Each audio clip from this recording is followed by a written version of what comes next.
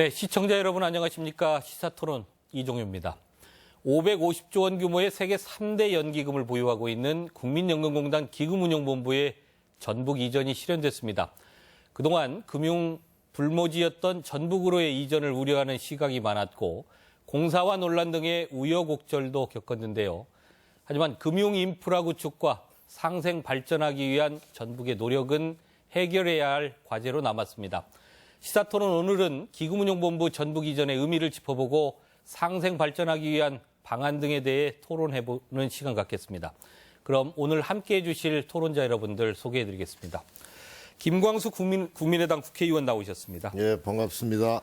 네, 강현직 전북연구원장 나오셨습니다. 네, 안녕하십니까. 네, 정의준 전주대 경영학과 교수 나오셨습니다. 안녕하세요. 네, 강남호 원광대 경제학부 교수 나오셨습니다. 네, 안녕하십니까. 네, 자리 함께해 주셔서 감사합니다. 그럼 먼저 오늘 준비된 영상 보고 토론 시작하도록 하겠습니다. 2년 전 전북 혁신도시로 옮겨온 국민연금공단. 연금공단 바로 옆에 자리한 건물이 기금운용본부 신청사와 기숙사입니다. 서울 강남의 기금운용 인력이 이번 주말부터 신청사로 전원 이동합니다.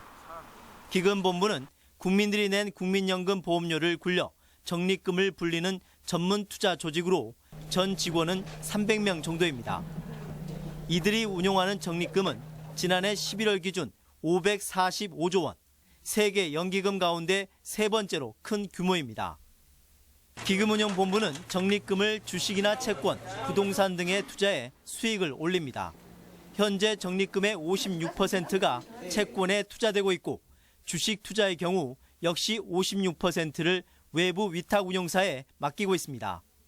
외부에 맡기는 돈이 100조 원에 이르다 보니 국내외 위탁운용사는 물론이고 국제금융계에서도 국민연금기금본부는 손꼽히는 큰 손으로 불립니다. 만약에 국민연금이 미팅을 불러서 아마 거절할 운용사라든지 증권사는 전 세계 아무 데도 없다고 생각합니다. 네, 그 정도 위상이라고 보시면 돼요. 현재 기금운용본부와 거래하는 위탁운용사는 자산운용사와 은행, 증권사 등 모두 300여 개. 운용사 직원들은 수시로 기금운용본부를 방문해 수익 현황을 보고합니다. 따라서 국내 금융기관이 몰려있는 서울뿐 아니라 국민연금으로부터 투자를 받으려는 해외 기관들의 방문도 잦아질 것으로 예상돼 전북 혁신도시가 제2의 여의도가 될 거라는 장밋빛 기대를 낳고 있습니다. 네, 본격적인 토론을 통해서 자세한 얘기 나눠보도록 하겠습니다. 정 교수님께 좀 먼저 여쭤보겠습니다. 국민연금공단 기금운용본부, 좀 낯선 기관인데요. 지역 주민들에게는 어떤 기관인지 좀 간략히 설명을 좀 그러니까 방금 이미 영상에서도 많이 소개됐던 것처럼 네. 여러 가지 역할을 하고 있는데 본질적으로 국민연금 기금운용본부는 국민들이 노후 생활을 갖다 안정적으로 할 수 있도록 국민들이 납부한 연금 보험료를 이를 갖다가 자본시장에 투자해서 관리해서 그 연금 수익을 올려서 이것이 재원으로 안정적으로 사용될 수 있도록 하는 기관 투자자라고 할 수 있습니다. 예. 그래서 방금 뭐 영상에도 보신 것처럼 대규모 엄청난 규모의 어떤 자금을 운영하기 때문에 국내의 그 기금운용 관련 많은 그 기관들 주로 증권사나 이제 자산운용사들이 될 수 있을 텐데 이들에 대한 영향력이 막강하고 그다음에 해외의 기관들도 이제 기금운용본부의 그 투자를 받기 위한 노력을 많이 하고 있죠. 뿐만 아니라 기업의 입장에서 보더라도 자금 조달, 그다음에 의결권 행사를 통한 어떤 그 지배구조에 영향을 미치기 때문에 이제 시장에서는 단순한 투자자 이상의 의미를 갖고 있는 것이 국민연금 기금운용본부라고 할 수 있습니다. 예. 강 교수님 뭐 방금 설명 들었습니다만 이런 기관이 우리 지역에 있다. 이런 의미가 좀 남다를 것 같습니다. 그 의미 좀 설명 네, 부탁드립니다. 그렇습니다. 뭐 전북 지역뿐만이 아니고요. 사실 혁신도시가 만들어지고 중앙에 여러 기관들이 지방에 분산되는 이런 정책은 우리가 그 경제개발 과정에서 거점 중심 성장 전략에 의해서 수도권 집중과 이런 지역의 격차 문제를 해결하기 위한 중앙정부의 어찌 보면 물리적 공간 분산 정책의 결과물이라고 할 수 있는 겁니다. 예. 그렇기 때문에 이 기금운용본부 전북 이전의 문제는 무슨 경제적 그런 차원에서 뭐 입지 우위의 논쟁의 대상이 저는 아니라고 생각합니다.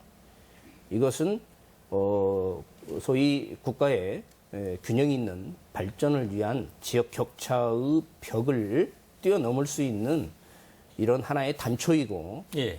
중요한 그런 정책의 결과물이기 때문에 이런 기금운용본부가 우리 전북 지역에 안정적으로 정착하고 발전해 갈 수 있는 이런 기틀을 만든다는 것은 어찌 보면 균형이 있는 국가 발전의 기틀을 조성하는 예. 중요한 그런 정책적 의미를 갖고 있다. 저는 그렇게 추정하고 싶습니다. 예, 김광수 의원님 나와 계신데요. 예. 기금운용본부 이전 곡절이 참 많았습니다. 그동안 뭐 온다, 못 온다, 뭐 정치권에서 공약으로 내걸기도 했고요. 입법화 과정도 있었고요. 좀 설명 좀 부탁드립니다. 그야말로 우여곡절이 많았습니다. 원래 노무현 정부 시절 2007년도에 공공기관의 지방 이전에 따른 혁신도시 특별법이 만들어집니다. 건설 및 지원에 관한 특별법이 예. 정확히 명칭이. 그래서 공공기관의 전국에 10개 혁신도시 이제 공공기관이 배치가 됐는데 우리 전라북도는 큰 공공기관 중에 하나가 토지공사였죠. 예. 그런데 이명박 정부 들어와서 정권이 바뀐 후에 소위 이명박 대통령의 부인인 부인의 고향인 경남 진주로 토지공사하고 주택공사를 합쳐서 LH공사 이렇게 만들어서 뺏어가 버린 거죠. 예. 그리고 이제 그 대신 전북 지역으로 오게 된 게 소위 MPS 국민연금공단입니다. 그 공단 산하에 있는 것이 지금 기금운용본부죠. 그렇게 해서 이제 기금운용본부가 오게 됐는데 계속 안 오려고 하는 시도를 계속 하는 거죠. 그래서 소위 연금공단에서 기금운용본부만 따로 떼내서 공사를 만들어서 서울에 잔류시키겠다. 이런 시도를 계속 하고 있는 겁니다. 그래서 2013년도에 기금이사가 관장하는 부서의 주된 소재지를 전라북도로 한다. 이렇게 법의 몫을 박았어요. 그러니까 어떤 법률이든지 지역명이 나오는 법률이 없거든요. 예. 그러니까 기금이사가 관장하는 주된 부서 이게 바로 기금운용본부입니다. 그것을 소재지를 전라북도로 한다 이렇게 못 받고 그렇게 했음에도 불구하고 그 뒤에 또 소위 친박 실세를 중심으로 해서 계속 서울에 잔류시키려고 하는 시도를 계속하는 거죠. 그래서 이제 이 국민연금공단의 이사장도 지금 구속된 문영표 이사장 있지 않습니까? 네. 특검 1호로 구속이 됐는데 문영표 이사장이 소위 공사화론자예요. 그래서 문영표 이사장을 메르 사태로 해임돼서 물러난 지 3개월 만에 다시 MPS 그 국민연금공단 이사장으로 앉히고 계속 그 시도를 하는 거죠. 그리고 이제 국회에서도 입법을 다시 공사화와 관련된 입법을 하려고 하는 시도가 계속 있었어요. 그 입법을 시도했던 핵심들이 소위 친박들이었습니다. 예. 지금 정희수 그때 기획재정위원장, 그다음에 정가빈이라고 그때 이제 국회 부의장했던 이런 사람들이 계속 입법 시도를 하다가 작년 총선에서 여소야대가 되면서 그리고 이제 19대 국회가 마감되면서 모든 법률들이 폐기되고 여소야대가 되면서 사실은 이제 20대에 들어와서는 그런 시도가 아직은 없습니다. 뭐 현실적으로 불가능하다고 생각하고 이제 그런 우여곡절을 겪었죠. 그래서 이제 기금운용본부가 이번 달 말에 완전히 이제 전라북도로 이사하는 이런 우여곡절을 많이 겪었습니다. 그런데 이제 여전히 지금도 그런 시도가 있어요. 예. 지금도 새누리당의 지금 뭐 자유한국당으로 이름 바뀌었죠. 새누리당의 일부 의원들 중에서도 그런 돌출 발언을 계속하는 시도들이 여전히 존재하고 있다. 예. 이렇게 봐야 될 것 같습니다. 그것은 기금본이 전주로 내려갔지만 서울 사무소를 존치하겠다. 이런 생각이 있는 거죠. 서울 사무소를 여전히 존치해서 핵심은 서울에 놔두겠다. 이런 시도를 계속하고 있는 겁니다. 정 교수님 어떻습니까? 인력 이탈이 뭐 심각하다. 인력 이탈이 수익률에도 영향을 미칠 것이다. 이런 걱정도 있더라고요. 어떻게 보십니까? 인력 이탈 문제요. 그러니까 기본적으로 이제 기금운용본부의 인력 이탈은 세 가지 관점에서 볼 수가 있습니다. 하나는 통상적인 이탈이에요. 예. 그 기금운용본부에 그 진입하는 펀드 매니저들이 낮은 급여, 상대적으로 같은 경력을 가진 시장에 있는 펀드 매니저들에 비해서 낮은 급여를 각오하고 경력 관리를 위해서 들어갔다가 이제 나오는 경우가 있고요. 그다음에 두 번째로 이제 전주 이전과 관련돼 가지고 자기가 여기 오지 못할 경우에 이제 이탈되는 경우가 있고, 예. 그다음에 세 번째는 최근에 그 삼성 관련 특검에 대해서 조직 불안정 속에서 나온 여러 가지 예. 그런 부작용으로 나오는 경우가 있거든요. 예. 근데 사실은 첫 번째, 두 번째 요인 같은 경우는 이미 전주에 오기로 한 건 그 의원님께서 말씀하신 것처럼 이미 예정됐던 것이기 때문에 기금운용본부 쪽에서도 인력 확충을 해왔고, 그래서 그게 문제가 될 거라고 생각하지는 않는데, 이제 문제는 뭐냐면 세 번째 요인임에도 불구하고 마치 두 번째 전주 이전 때문에 그런 거라고 이제 이거 섞어가지고 예. 본질이 희석시키는 그런 태도를 지금 말씀하신 것 같은 언론 태도를 보이고 있거든요. 사실 중앙 언론지가 진짜로 어떤 국가 국민들의 어떤 미래 노후를 생각한다면 상당히 무책임한 태도인 거죠. 예. 근데 어쨌든 인력 이탈이 기금운용본부 조직뿐만 아니라 본질적인 어떤 기금운용 안정을 위해서 굉장히 문제가 되는데, 그러려면 이들을 갖다가 어떻게 확충시키고 안정화시키느냐 하는 문제거든요. 근데 그거는 아시겠지만 첫 번째 말씀드렸던 것처럼 상대적으로 같은 경력을 가진 민간에 비해서 제가 듣기로는 평균적으로 한 70% 정도의 어떤 그 경제적 혜택 수입을 받는다고 예. 얘기를 알고 있습니다. 그래서 이제 그런 것들이 그 서울에 있을 때는 그걸 감수하고 있었다는 얘기죠.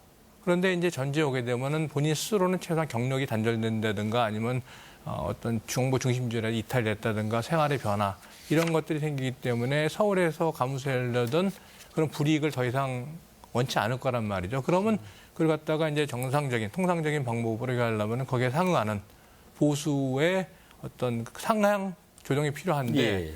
이 부분은 사실 기금운용본부 혼자 살 수 있는 일은 아닌 거죠. 예. 왜냐하면 재정 문제가 있고 복지부 문제가 있기 때문에. 그래서 이제 결과적으로 복지부나 기재부의 어떤 의사결정이 중요한데, 이제 그 부분은 아시겠지만 이제 그 어떤 정치권에서 역할을 해주셔서 할 필요가 있고, 이거는 사실은 개인적인 어떤 펀드 매니저의 보상으로 생각하시면 절대로 안 됩니다. 예. 이거 조직 전체 내지는 우리나라의 미래를 위한 것으로 생각하실 필요가 있다고 생각이 듭니다. 예. 예. 뭐 제가 지금 알고 있는 것으로는 운용력 채용 경쟁률이 지금 전북 이전 결정이 나고 나서도요, 뭐 20대 1 이상 이렇게 유지되고 있는 것으로 그렇게 알고 있고요. 그 다음에 국민연금공단에서도 전주 이전 직원들의 정착을 위한 여러 가지 인센티브 제도를 지금 하고 있는 있죠. 것으로 알고 네, 있습니다. 하고 그래서 예. 기본급이라든지 성과급 이런 것도 인상하고 있고요. 또 이주 지원비도 지원하고 있고요. 예. 또 뭐 우리 지자체에서도 여러 가지 정주 여건이라든지 뭐 접근성이라든지 여러 가지 이런 혜택들을 만들기 위해서 지금 여러 가지 예산도 잡아놓고 있고요. 예. 또 정책도 추진하고 있습니다. 예. 예. 그 부분과 관련해서 한 말씀만 드리면 지난 2월 13일인가요? 보건복지부 업무보고 때 그렇지 않아도 정진엽 장관하고 그 문제에 대해서 심각하게 제가 질의를 좀 했습니다.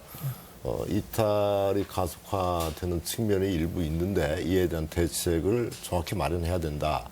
그래서 이제 지금 보건복지부에서 가지고 있는 안은 민간 기금 운용력, 그러니까 민간 펀드 매니저의 투자 운용사의 펀드 매니저의 상위 한 25% 정도 수준까지 급여를 좀 올리겠다. 그러니까 이 예산이 수반되는 게 이제 기재부하고 협의를 해야 예. 되는 상황이지 않습니까? 예, 예, 그래서 예. 연간 한 20억 정도가 좀 넘게 추가가 되나 봐요. 예. 그래서 그런 정도의 예산이면 큰 문제 없겠다. 뭐 이런 네. 관점으로 협의를 하고 있는 부분이 있고요.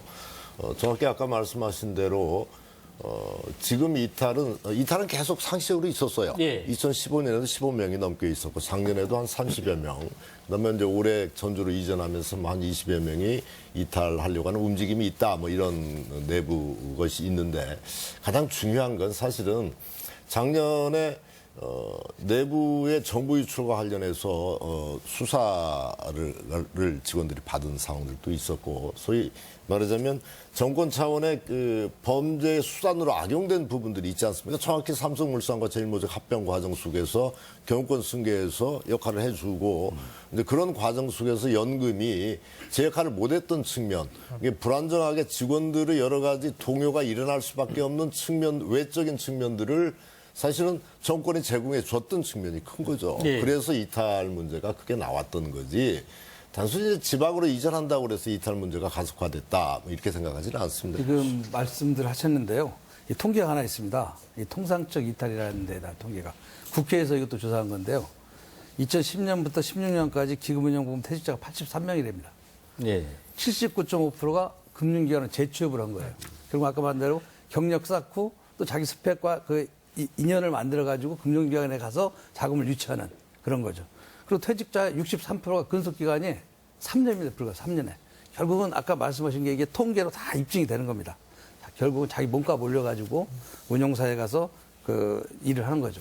물론 거기서 예, 차별의 문제가 큰데 그 차별의 문제는 아까 정부에서 이렇게 올린다고 그러니까 그런 문제는 많은 도움이 될 거라고 생각을 합니다. 이제 그렇다 보니까 짧은 여기서 그렇죠. 스펙을 예, 쌓고 민간으로 민간으로 가잖아요. 가는 정부가 다 유출이 되는 거죠. 그렇죠. 이게 지금 예, 근본적인 한계의 문제를 내부적으로 안고 있는 거죠.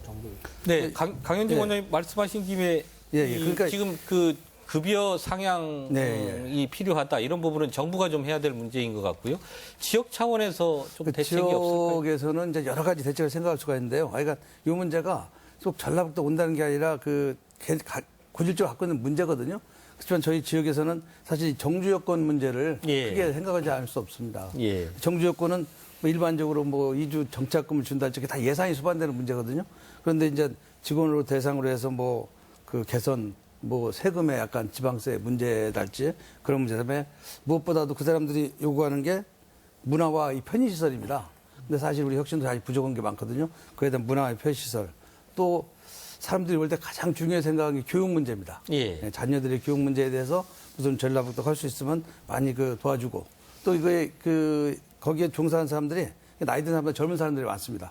그럼 그 사람들이 와서 또 재교육할 수 있는 그런 과정을 만들다든지 이렇게 해서 그 사람들이 와서 근무할 때 조금은 마음적으로 문화적으로 편하고 정조가 잘 돼 있으면은 아까 정부가 하는 보수의 문제와 함께 주변 여건의 문제가 같이 해결되면 좀 더 안정적이지 않을까 뭐 그런 생각을 갖고 도에서도 많은 걸 생각을 하고 있는데 지금 과정이니까 그래서 하나하나 체계적으로 아마 준비를 하고 있는 걸로 알고 있습니다. 예, 또 하나 문제는 기금운용본부가 전주, 그러니까 지방으로 내려왔을 때요, 그 기금운용에 차질을 빚지 않는가 그런 이제 우려의 시각도 있습니다. 그러니까 서울 떠나면 문제다, 아니면 정보통신의 발달로 전혀 문제될 게 없다 이런 시각이 서로 엇갈리는데요.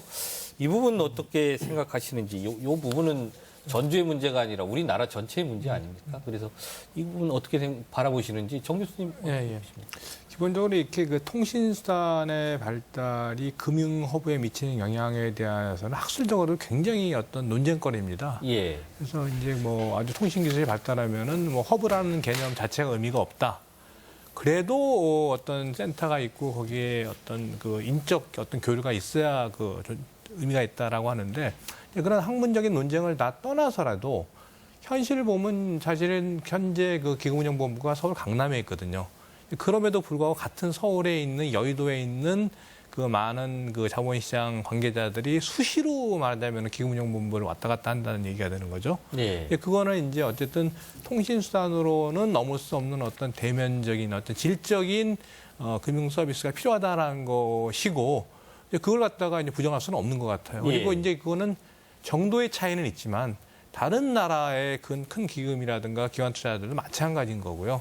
그래서 이제 그런 부분을 갖다가 우리가 받아들이는 상태에서 만약에 기금운용본부가 전주에 온다 그러면 최소한 초기에는 이러한 것이 원활하게 이루어져야 되거든요. 그래서 이제 원장님께서 말씀하시는 정주 여건이라든가 문화라든가 이런 것들은 장기적으로 분명히 필요한 건 맞습니다만 초기에는 이 방문자들이 이렇게 자유를 좀 원활하게 전주를 갖다가 왔다 갔다 할 수 있는 그런 여건을 마련해서 어떤 그 중간에 생기는 공백이 예. 메워질 수 있는 그런 조치가 상당히 이제 절실하다고 이제 생각이 됩니다. 예, 강 교수님 생각도 좀 듣고 싶습니다. 예, 수도권에 위치해 있는가 아니면 지방에 위치해 있는가 아니면 뭐 공사화냐 아니냐 뭐 이런 요인에 의해서 이 기금 운용의 수익률이 증가한다라고 하는 것은 그런 중요한 요인으로 결정되지 않는다라고 하는 분석이 이미 나와 있습니다.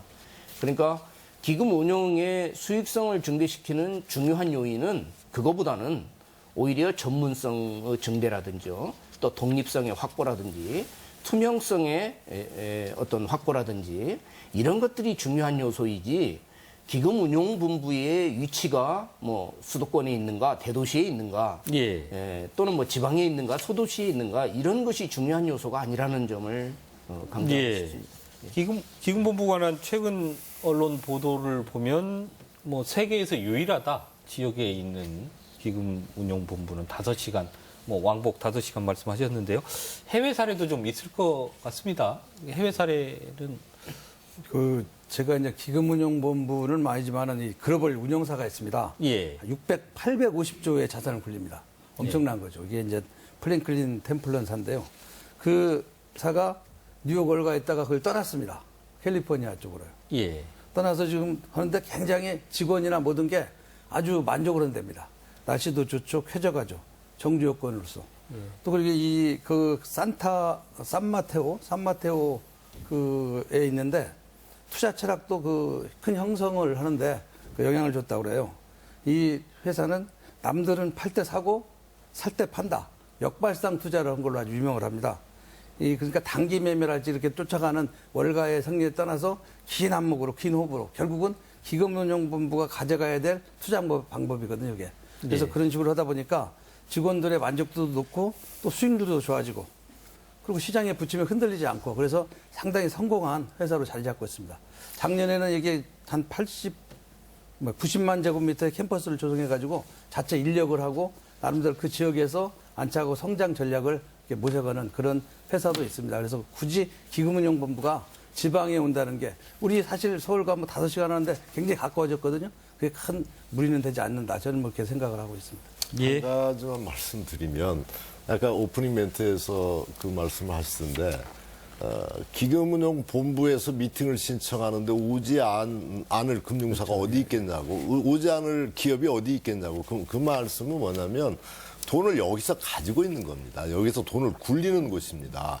어디다가 돈을 유치하려고 사장으로 쫓아다니는 곳이 아니라고 하는 것이죠. 그러니까 돈을 빌리고 돈이 필요한 사람들은 이쪽으로 올 수밖에 없는 거죠. 그게 5시간이 걸리고 10시간이 걸린다 한들 오는 거죠. 그래서 사실은 그런 중심이 이쪽으로 왔기 때문에 그 중심으로 해서 금융타운이 마련되고 금융 허브가 구성되는 것이지요. 그러니까 그런 부분들이 예를 들어서 지방으로 와서 문제가 생긴다. 이것은 좀 서울 중심의 기본적인 사고를 못 버린 편견이 아닌가 이런 생각을 갖습니다. 네, 그렇습니다. 어쨌거나 기금의 중심이 이쪽으로 이전하는 건 사실이고요. 지금부터는 기금운용본부가 갖고 있는 이전함으로써 이제 지역에 미치는 경제적 효과에 대해서 또 좀 본격적으로 토론을 시작해 보도록 하겠습니다. 강현직 원장님, 전라북도에서 의뢰해서 좀 용역을 진행하신 부분도 있는데요. 기대 효과, 기금본부 기대 효과 어떻습니까? 저희가 뭐지는 않고요. 금융연구원에서 한 게 있습니다. 기금운용본부가 이전하면 전라북도 GRDP가 최소 317억 원, 최대 3,522억 원이 늘어날 것으로 예상을 했습니다. 317억 원은 단순히 기금운용본부와 그 종사자들이 온다. 3,522억 원은 쭉 따라서 많은 인력이 온다. 그걸 전제로 온 겁니다. 그런데 이제 이러한 기대 효과가 저희가 이제 2015년 기준으로 전북의 GRDP가 45조 4천억입니다. 거기에 0.78%를 점유한 거거든요. 그러니까 이게 엄청난 단일 사업으로 엄청난 효과가 있는 겁니다.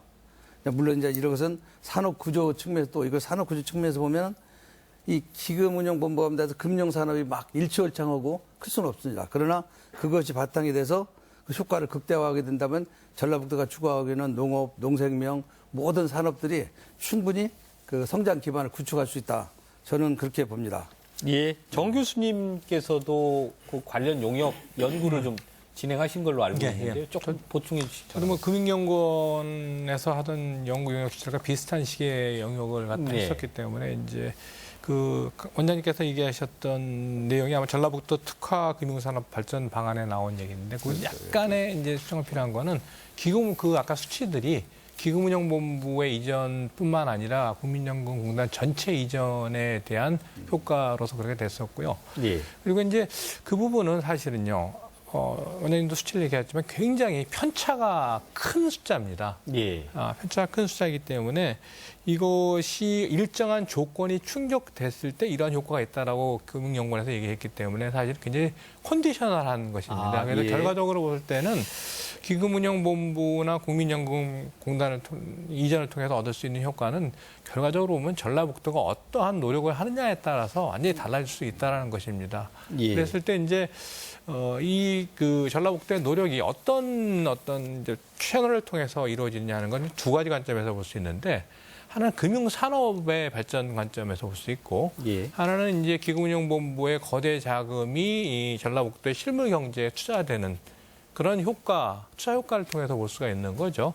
그랬을 때 이제 금융산업 자체 같은 산업의 어떤 육성은 뭐냐면은 기금운용본부가 오면은 기금운용본부의 기금 운영을 위해서 뭐 증권사라든가 자산운용사라든가 수많은 유관기관들이 서비스를 제공해야 되고, 초기에는 아까 말씀드렸던 것처럼 방문을 통해서 이루어지겠지만은 그게 아마 길게 가지 못할 거라는 생각이 들거든요.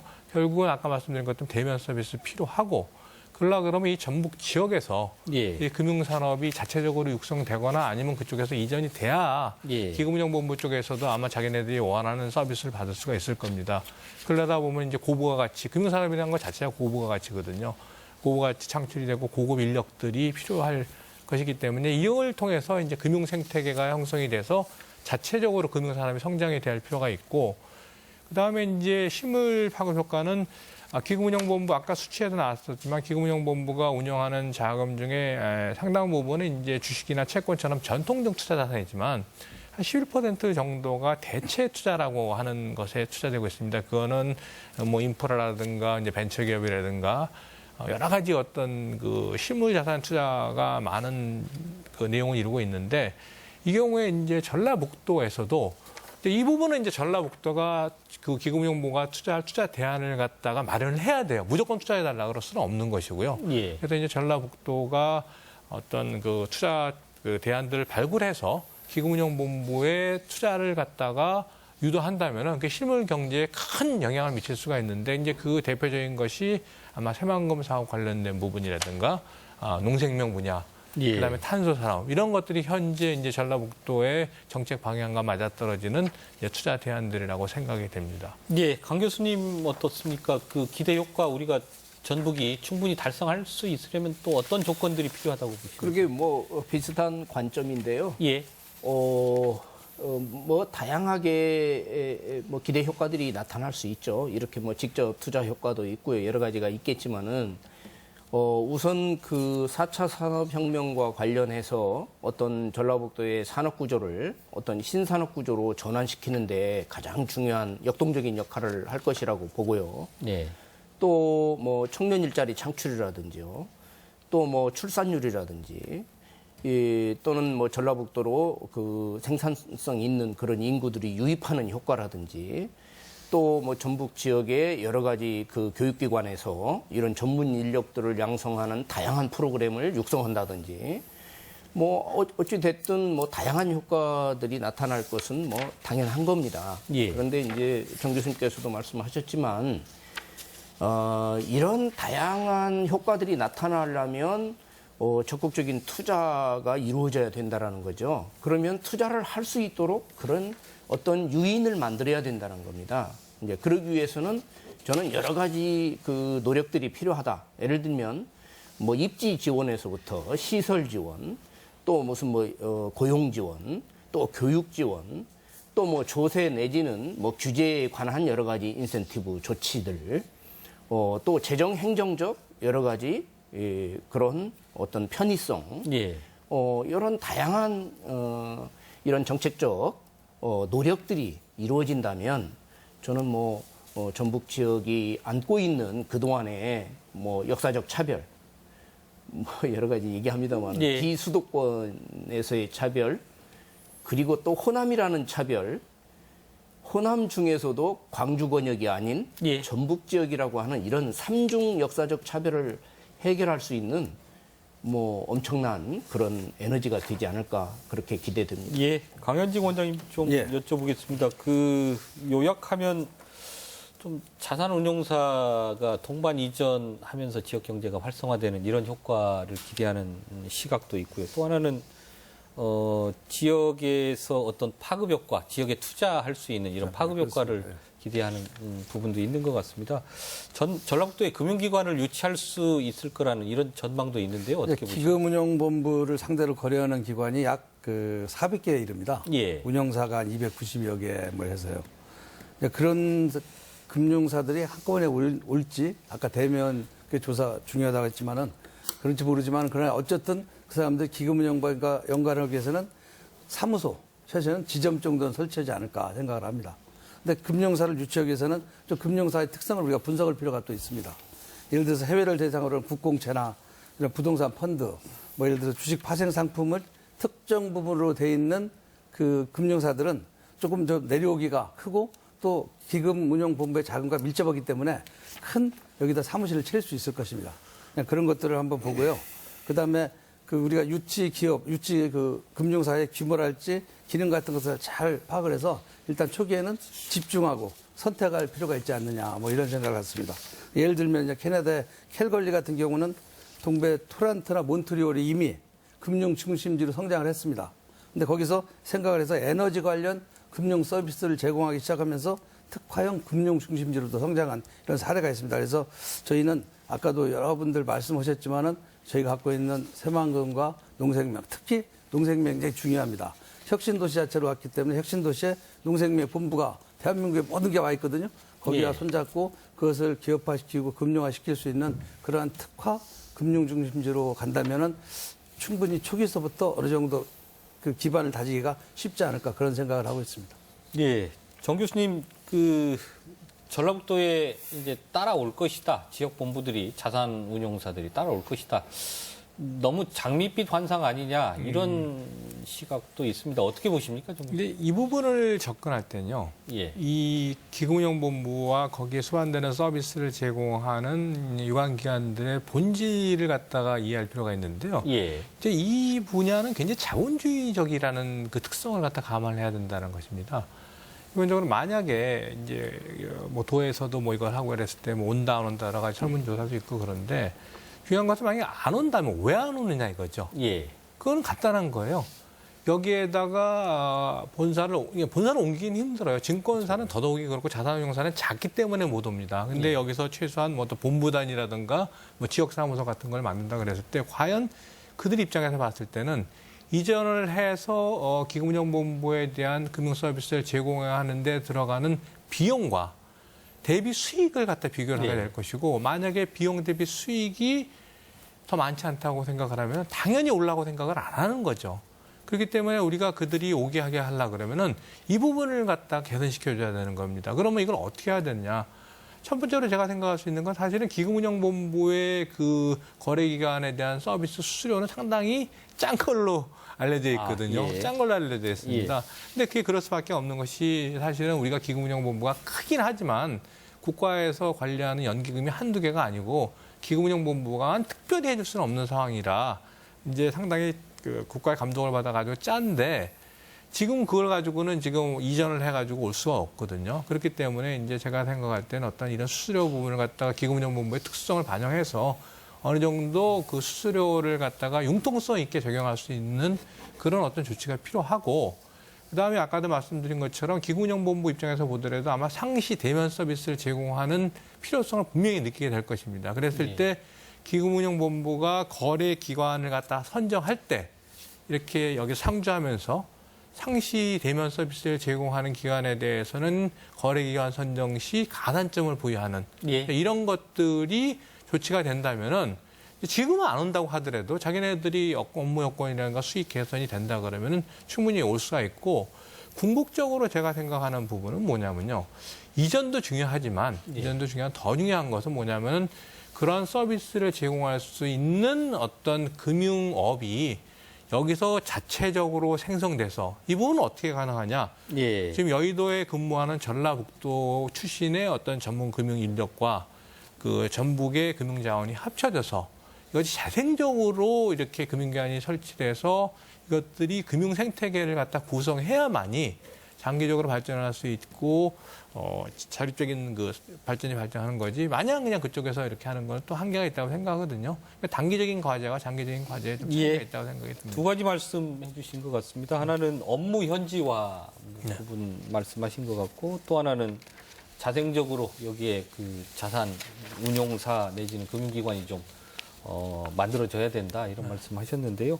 김광수 의원님 좀 여쭤보겠습니다. 지역의 금융기관이 너무 미약합니다. 사실 전북에는요. 그렇죠. 자산운용사가 한 개뿐으로 알고 있고요.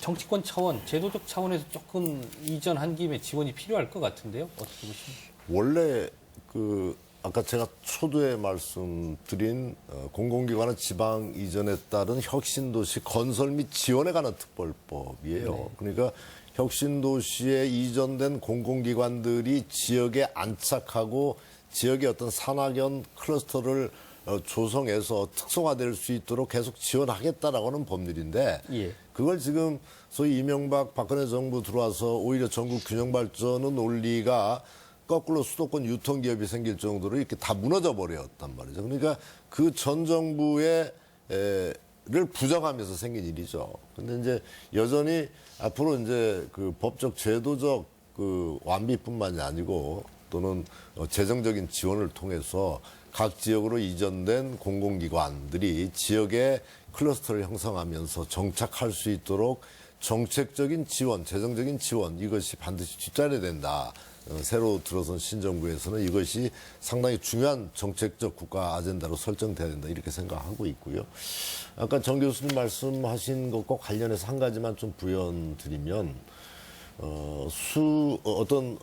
필요가 수요를 창출할 수 있다 이렇게 생각을 합니다. 그러니까 아까 말씀드린 대로 기금본이 이쪽으로 오게 되면 기금본과 관련된 수요들이 창출된다라고 하는 거죠. 예를 들어서 SOC와 관련돼서만 봐도 우선 대중교통이나 이런 부분들의 접근성을 높여야 된다라고 하는 논리들이 만들어지는 거고 구체적으로 예를 들어서 새만금 신공항에 관련돼서는 수요 예측이나 이런 것들의 반영률이 높아지는 거고 사람이 당연히 많이 올 수밖에 없는 상황이니까 그러니까 이런 것들이 함께 따라갈 수 있다라고 하는 거죠. 예를 들어서 KTX나 이런 것들도 지금 뭐 논란이 많이 있습니다만 혁신도시 가까이 역사, 신역사 이야기도 제기되고 그러는데 어쨌든 기본적으로 KTX 운행 편수나 이런 것들을 증가시킨다든지 여러 가지 이런 SOC와 관련된 인프라를 증대시킬 수 있는 기회로 그런 기제로 오히려 작동할 수 있는 측면이 있다 이런 생각을 가져요. 그리고 마찬가지로 이제 금융과 관련된 생태계 구성도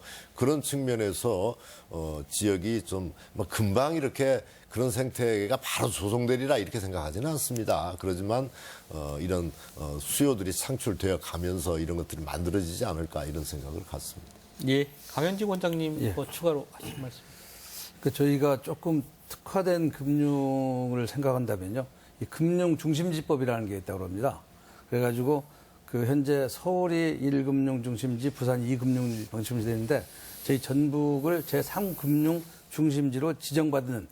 이것은 금융 중심지 조성과 발전에 관한 기본 계획. 예. 거기에 들어가 있다는데 그 계획이 아마 작년도에 세워서 18년까지 유지가 된답니다. 그러면 19년부터 3년 단위로 새로운 계획이 들어갈 때 거기에 들어갈 수 있도록 노력을 해야 되고요.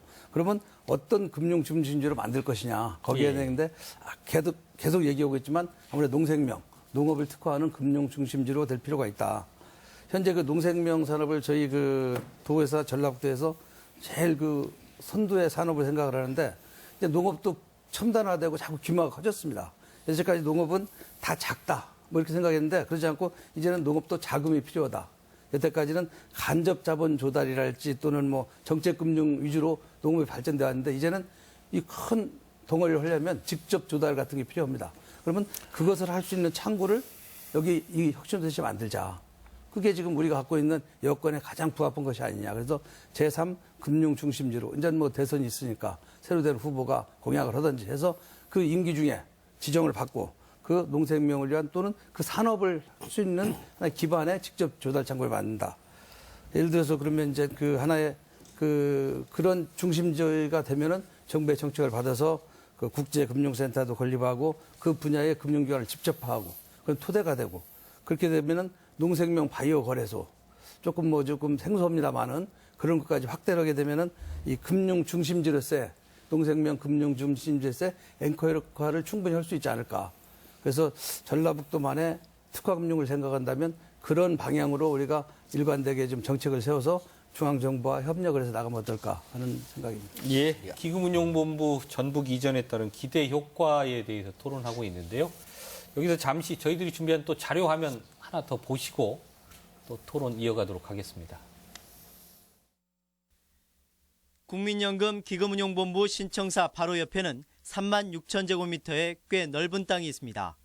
기금본부와 거래하는 자산운용사나 증권사 등 위탁운용사 사무실이 입주할 금융센터 부지로 지난해 도가 LH공사로부터 매입했습니다.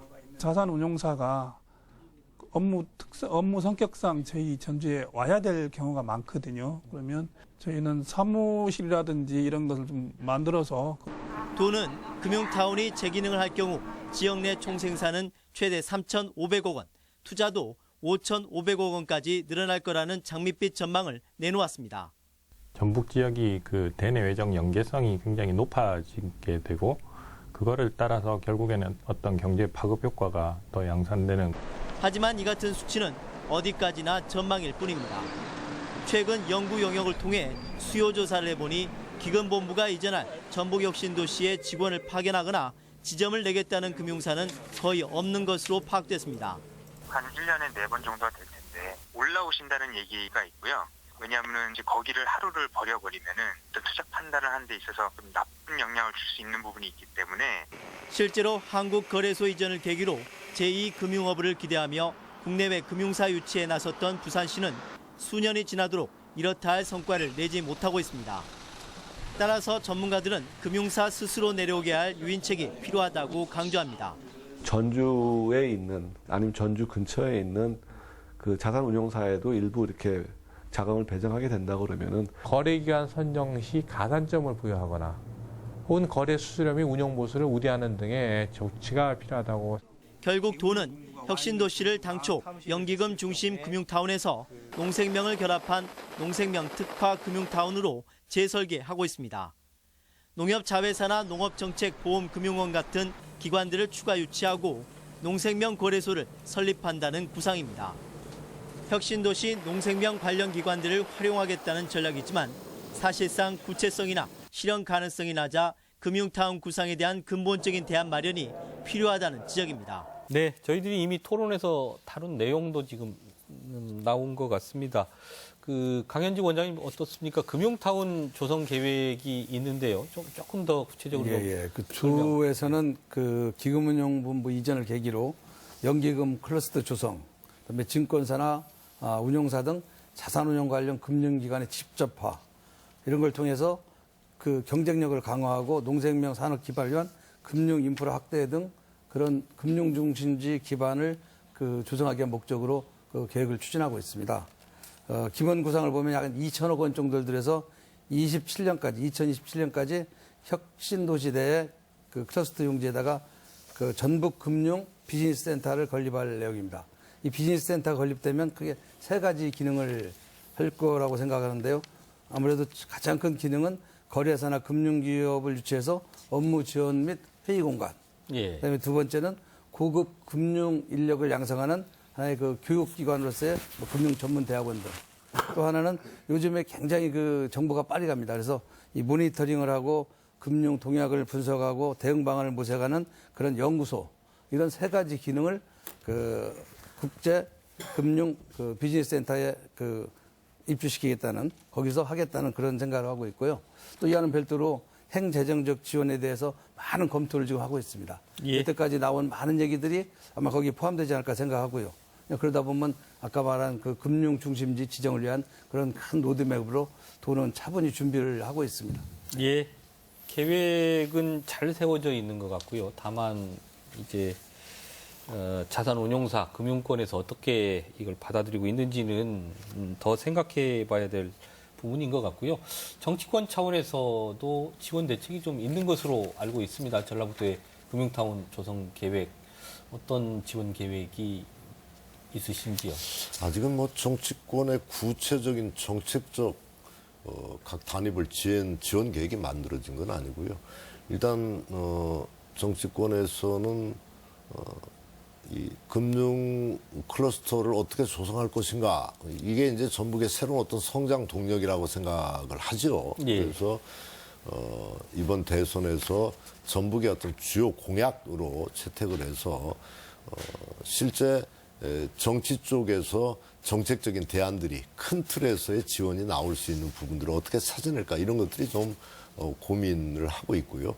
아까 말씀을 잠깐 드렸지만 기금본이 전북에 대한 완전한 이전과 관련한 여러 가지 인프라 구축 이와 관련해서 아까 말씀드린 대로 몇 가지 뭐 새만금 신공항 이야기도 했습니다만 그와 관련된 후속 사업들이 좀 추진돼야 되겠다 이런 생각을 함께 가지고 있습니다. 예, 강 교수님. 아울러서 한 가지만 더 말씀드리면 전북이 이제 농생명 말씀하셨는데 어차피 이게 오게 되면 근본적으로 좀 어떤 그 마이스 산업이라고 하는 어떤 컨벤션이나 이벤트나 뭐 보상과 관련된 여러 가지 휴양시설이라든지 뭐 이런 부분들이 함께 지역에 집적될 수 있는 부분들이 함께 따라가야 된다. 뭐 이런 생각도 가지고 있습니다. 그래서 그 새만금 이야기, 새만금 뭐 복합 리조트 이야기도 지금 하고 있는데 이게 좀 이 새만금과 뭐 전주 혁신도시와 연결된 이제 고속도로도 만들어지고 뭐 여러 가지 이제 이런 인프라들이 구축되어 있지 않습니까? 이제 이런 것들이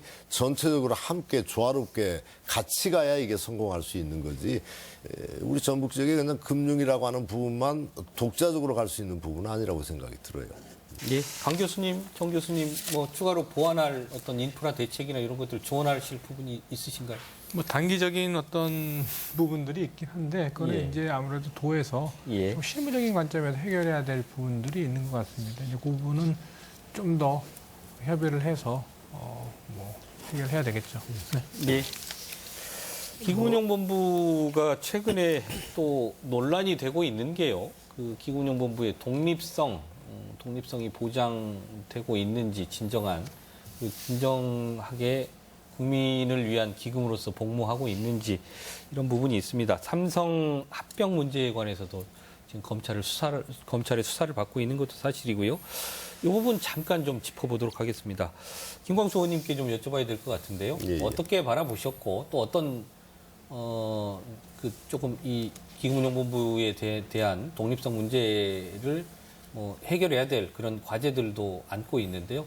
어떻게 바라보고 계십니까? 제가 법안도 지금 내고 있습니다. 예. 그러니까 투자의 독립성, 공공성을 어떻게 확보할 것인가 하는 것이 대단히 중요하죠. 지금 아까 말씀드린 대로 이제 이건희 회장의 삼성 경영권 승계와 관련해서 제일모직 삼성물산 합병에 국민연금이 결정적인 기여를 하고 사실은 국민연금이 엄청난 손실을 입었단 말이죠. 거의 7천억 가까이로 추정되는 손실을 입었단 말이죠. 그러니까 공공성을 확보하는 문제가 대단히 중요하다 이렇게 생각을 하고 그와 관련돼서 투자의 객관성, 투명성을 어떻게 확보할 것인가. 그래서 그 외부 그 투자 전문 심사를 할 수 있는 부분들을 어떻게 만들어낼까 이런 부분하고 그다음에 이제 그 기금운용본부의 본부장을 정치적인 영향력에 의해서 흔들리지 않게 국회에서 어떤 청문회나 이런 것들을 통해서 객관성을 확보할 수 있는 인물을 앉힐 수 있는 방안을 또 한번 해야 될 것 같고 뭐 여러 가지 방안들이 좀 만들어져야 될 것 같아요. 그러니까 그동안에 이제 기금운용본부가 예를 들어서 미쓰비시나 일본 전범 기업에 투자했다든지 옥시나 이런 사회적인 지탄을 받는 곳에 투자를 했다든지 이런 것들에 대한 사회적인 비난도 많이 있고 삼성은 가장 비근한 애고 그래서 이런 부분들을 제도적으로 보완할 수 있는 장치들을 법적 제도적 장치들을 좀 만들어야 된다 이런 것들이 저희 정치권의 기본 생각입니다. 예, 독립성 관련해서 네. 그 부분이 이제 그 최근에 정치적 이슈가 크게 부각되긴 했지만은 아까도 말씀드렸던 것처럼 기금운용본부는 기관 투자자입니다. 기관 투자자들은 크든 작든가 간에 지켜야 될 투자 원칙들이 있거든요. 사전적으로 이제 집스라 그래가지고 이제 글로벌 인베스트먼트 프린시플, 사후적으로는 최근에 이제 부각이 된 스튜어드십 이런 것들이 있는데 지금 보면 아시겠지만 일례로 이제 스튜어드십 같은 경우에 코드를 보면은요. 그 수익자의 이익에 반한 의사결정을 하면 안 된다라는 겁니다. 그런데 이제 국민연금 기금운용본부의 수익자는 누구냐면 국민 그 자체입니다. 예. 그런데 지금 삼성 같은 상황을 보면은 사실은 수익자인 국민에 반하는 의사결정을 했거든요. 그렇기 때문에 사실은 이 국민들이 분노를 하는 것이고 이것이 정치로 이슈화되고 뭐 이런 것이 있습니다. 그래서 기금운용본부도 이런 아까 제도라는 것을 말씀하셨지만 이제 이것이 강제성까지는 없지만 이런 것이 지켜질 수 있도록 해야 되고요. 근데 한 가지 더 말씀드릴 부분은 뭐냐면요. 이게 투명성 문제인데 당연히 이제 투명성을 갖다가 확보하려고 그러면 이제 정보가 이제 공유돼야 된다라는 전제가 깔려 있어야 되거든요. 그런데 이제 그 기금운용본부의 운영 전략상 사전적으로 그 어떤 운영 전략을 노출시키지 못하는 상황이 굉장히 많이 있습니다. 그랬을 때는 이제 사전적으로는 못하더라도 사후적으로는 이제 사전적 투명성과 사후적 투명성으로 투명성을 얘기할 때 구분이 되는데요. 사후적 투명성만큼은 확보되는 그런 어떤 제도적 장치가 확실하게 필요하고 이 과정 속에서 어떤 정치적인 어떤 의사 판단이 개입되는 절대로 안 될 것이라고 생각을 합니다. 예. 강현지 원장님께 좀 예. 지역에서 이제 상생하면서 이제 함께 발전할 수 있는 방안들이 있을까? 이런 부분에 대한 말씀이 있을까요? 최근에 이제 부산 사례인데요, 국내에서는. 예. 부산이 처음에 한국거래소가 내려가면서 뭐 많은 금융기관이 내려갔습니다. 뭐 신보, 기술신보, 예탁원, 뭐 주택금융공사 등. 그래서 상당히 막 붐업이 됐죠. 근데 사실은 초기에 금융전문대학원 유치가 부산되고 하면서 스타팅이 굉장히 느렸습니다. 지금도 부산이 뭐 실패다 어쨌든 하는데 그러나 지금 현재 해양이나 그런 파생 상품을 중심으로 나름대로 지금 기반을 다져가고 있습니다. 최근에 영국의 컨설팅 회사가 있습니다. GN이라고. 그 보고서에 따르면 2015년 기준 향후 유망 금융도시 부산이 무려 4위입니다. 세계적으로 4위. 그러면 부산이 이제 어느 정도 틀을 갖춰가고 특화된 금융 인프라를 만들어가고 있다. 근데 서울은 9위예요. 그렇게 그러니까 부산 남대도 그럼 우리도 전북도 그런 준비를 하면 되지 않을까? 아까 말씀을 하셨습니다. 의원님께서 공공금융 굉장히 중요하다. 공공금융 위주의 그 기반을 잘 다지면서 우리가 살릴 수 있는 부분에 대해서 쭉 살려간다면 충분히 전라북도도 시작은 뭐 어수선하고 그럴지 모르지만 충분히 클 수 있다. 그런 생각을 가지고 있고요. 그냥 그렇게 되면 이제 중심지가 성장하기 위해서는 금융 서비스가 확대될 거고 또 그런 인프라를 만들어야 되고 아까 부산이나 아까 말한 캘커트 벤치마킹에서 그것을 해서 연기금의 자산운용사를 많이 만들어야 되고 그래서 하나의 새로운 금융허브로서 우리가 성장할 수 있는 것이 충분하다. 그러면 이제 돈은 도대로 중앙정부면 중앙정부대로 또 국민용 국민대로 다 같은 마음으로 상생을 한다면 지금 뭐 중앙언론에서 얘기하는 것은 그야말로 흠집내기입니다. 흠집내기. 뭐 언론의 협동 다 하셔야 되니까 그런 흠집을 벗어내고 충분히 성장할 수 있다. 저는 뭐 그러한 우리 도민과 함께 그런 확신을 가지고 추진하면 되지 않을까 생각합니다. 예, 저희 기금운용본부 이전 기대 효과와 과제에 대해서 토론하고 있는데요. 사실 정해진 시간이 거의 지나가고 있습니다. 마지막으로 마무리 말씀 한 분씩 듣고 또 시간을 끝내도록 하겠습니다. 정의준 교수님 오늘 토론 어떠셨는지 마무리 말씀 좀. 네. 지금 그야말로 말씀하신 것처럼 우여곡절 끝에 기금운용본부가 전북에 이전됐거든요. 그래서 이제 많은 기대가 있을 것이라고 생각이 됩니다만 예. 일단 당분간은 기금운용본부가 자리 잡아서 아까 말씀드린 공적인 역할을 하는 국민의 노후 생활을 갖다가 안정화시킬 수 있는 재원, 기금운용의 본연의 활동을 할 수 있도록 안정화시켜줄 필요가 있고요. 점차 이제 그 과정 속에서 전라북도의 어떤 여러 가지 경제적인 상생이 될 수 있도록 해가는 노력이 필요할 것이라고 생각이 됩니다. 예, 강남호 교수님 마무리 말씀. 예, 뭐 지금 같은 시점에서는 뭐 시골 총구석이니 논두렁 본부니 이런 흠집내기 여론전은 정말 소모전이라고 생각합니다. 오히려 이 기금운용본부가 전북 지역에 정착하고 발전할 수 있도록 지원하고 협력할 수 있는 방안이 뭔가 이런 거에 대해서 고민해야 될 때라고 생각하고요. 우리 뭐 전북 지역 내에서는 뭐 다 여러 번 얘기가 됐습니다만은 내발적 지역금융 산업 발전을 위한 금융 생태계를 어떻게 조성해 나갈 건가 이게 뭐 총력을 해야 된다고 생각하고요. 또 한편으로는 이제 전문성을 갖춘 이런 특화된 금융 인력 양성을 위해서 우리가 정말 총력을 기울여야 될 때가 아닌가 그렇게 생각합니다. 예, 강현직 원장님 어떠셨습니까? 여태까지 쭉 서로 말을 많이 했는데요. 결국은 이 이전이 되면은 금융 관련 그 인적이나 물적인 토대를 잘 만들어야 됩니다. 여태까지 물적인 얘기는 뭐 많이 얘기를 했습니다. 근데 사실 인적인 문제 아까 강 교수님 말씀하셨지만 좀 부족하거든요. 그래서 그 금융 인력, 전문 인력을 키울 수 있는 그런 것을 제가 토대를 많이 만들어야 됩니다. 전문 인력이 하루아침에 되지는 않거든요. 3년, 5년 걸리더라도 지금부터 준비를 해서 그 금융 자체 역량을 키워놓으면은 이탈자가 그렇게 많지 않을 겁니다. 그래서 물적인 토대와 이런 인적인 토대, 또 더 나가서는 저희가 그 금융업이 작다 보니까 네트워크가 없습니다. 네트워크 전주에. 그런 인위적으로 할 수 있는 건 네트워크 형성이거든요. 그래서 경제학회랄지 금융학회를 윤주할 때도 금융 관련 네트워크를 쫙 형성해 놓는다면 오시는 분들도 그분들이 와서 같이 하니까 그래서 먼저 그런 인적인 문제, 물적인 문제, 이 네트워크의 문제를 같이 이렇게 해나가면 좋지 않을까 생각합니다. 예. 김광수 의원님 말씀 듣겠습니다. 예, 참 말도 많고 탈도 많았던 기금운용본부가 이제 이번 달 말이면 완전히 전북으로 이전하게 됩니다. 국가의 재정적인 정책적인 지원도 절실한 상황이고 또 지역에서 어떻게 정주 여건들을 만들어서 안착할 수 있도록 도와줄 수 있는가. 정주 여건이라고 하는 게 이제 뭐 교육 여건, 교육 인프라 구축, 그다음에 문화적인 또는 대중교통과 관련된 여러 가지 인프라 구축 이런 것들을 또 세심하게 좀 챙겨야 될 것 같고요.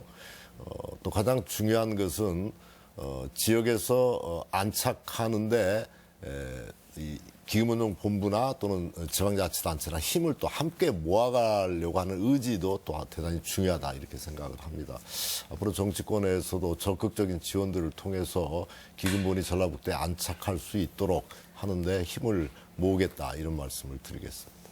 네, 시청자 여러분 오늘 토론 어떻게 보셨습니까? 오늘 시사토론에서는 국민연금공단 기금운용본부 전북 이전 의미를 짚어보고 또 그 발전 방안에 대해서 토론해봤습니다.